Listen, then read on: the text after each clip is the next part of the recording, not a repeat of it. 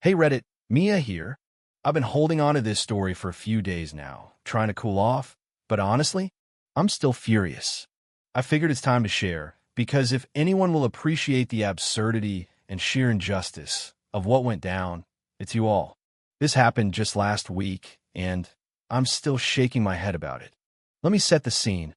I'm Mia Johnson, a special agent with the FBI. My specialty? Cybercrime. You know, the fun stuff like ransomware, phishing rings, and massive data breaches that keep CEOs up at night. I just finished 5 brutal days at a cybersecurity conference in Atlanta. Imagine back-to-back panels about zero-day exploits, encrypted traffic analysis, and the latest tactics used by state-sponsor hackers. Riveting stuff, but by day 5, my brain was officially fried. All I wanted was to get home to Los Angeles, collapse into my bed, and binge-watch something entirely devoid of intellectual value. I had planned my return flight meticulously. Booked myself a window seat in premium economy, because when you're 5 feet 10 inches, legroom isn't a luxury, it's a necessity.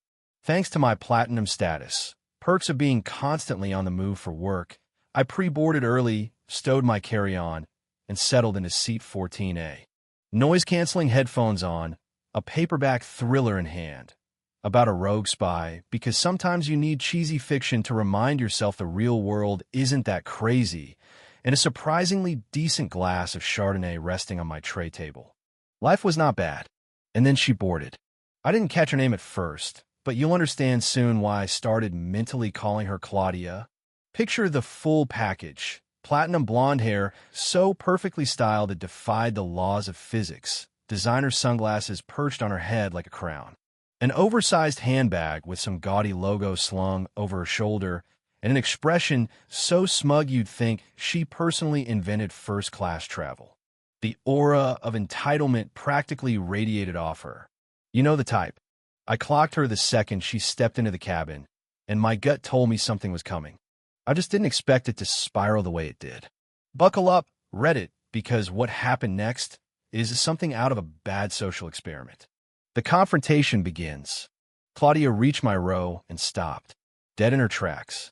She stared at me as if I were a piece of luggage that didn't belong in the overhead bin. I tried to ignore her, eyes back on my book, willing her to move along. No such luck. "Excuse me," she snapped, her tone weaponized to draw attention. "You're my seat." I lower my book slowly, slip my headphones down around my neck, and forced a smile. You know the kind. The one that says I'm trying to be patient, but you're testing me. "I think there's a mistake," I said calmly. "This is seat 14A. I motioned toward my boarding pass, which I'd tucked into the seat pocket in front of me. She scoffed, an exaggerated eye roll that could have earned her a standing ovation in any high school drama class. "No, I have seat 14A, she insisted. "You probably snuck in here while I was in the restroom." Restroom? The boarding process had barely begun 10 minutes ago. My pre-board status meant I was on this plane well before the general boarding crowd. But I kept it cool. "Ma'am," I said, still calm, "I printed my boarding pass at home. I've been sitting here since we started boarding. Are you sure you're in the right row?" That's when it turned ugly.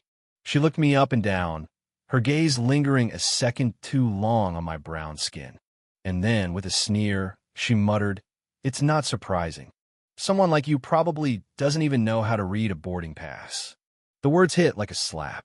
Now, I've worked in a male-dominated field my entire career.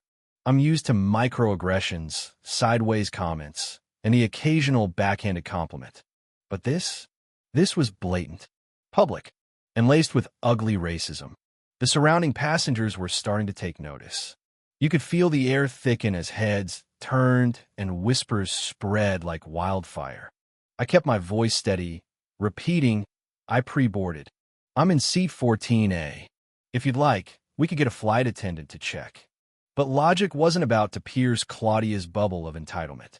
"You people," she spat, "always thinking you can take what doesn't belong to you." I should have walked away. But it wasn't just about me anymore.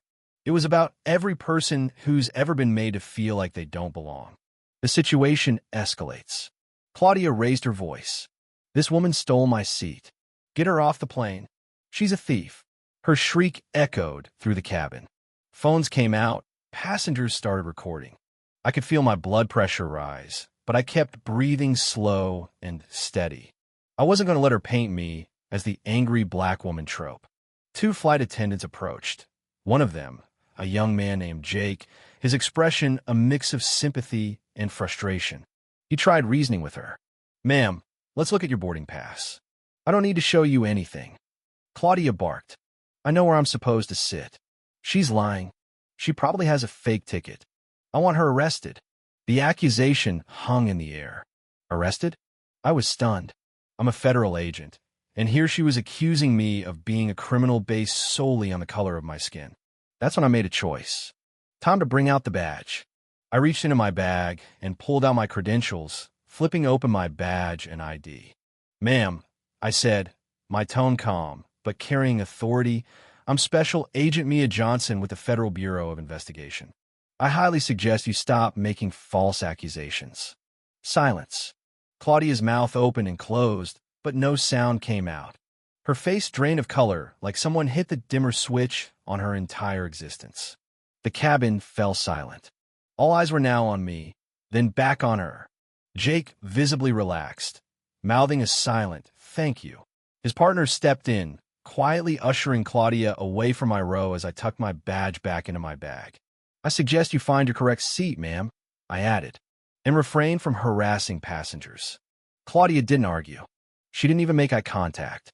Meek as a kitten, she followed the attendant back toward coach, where she slumped into a middle seat that seemed to swallow what was left of her pride.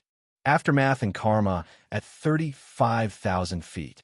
Jake returned a few minutes later with an apology and an offer: complimentary drinks.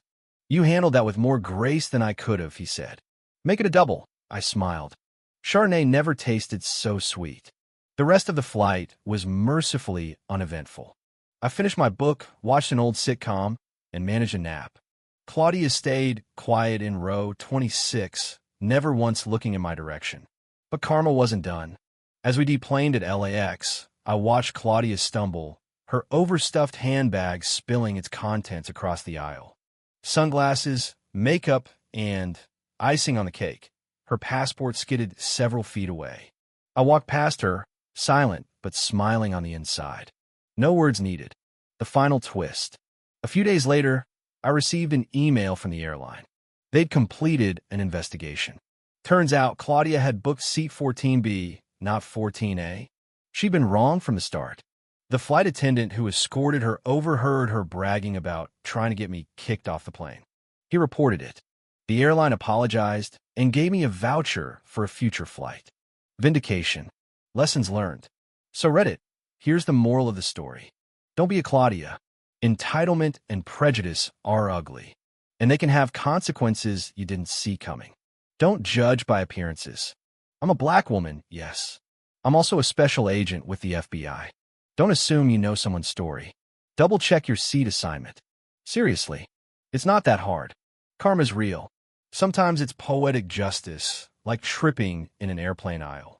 Sometimes it's a lesson that sticks longer. As a black woman in law enforcement, I break stereotypes every day. I'm proud of that. And I'm proud I stood my ground that day. Thanks for reading, Reddit. Stay sharp, stay kind, and always check your boarding pass. Until next time, Mia Johnson, FBI Special Agent, and unofficial karma delivery system.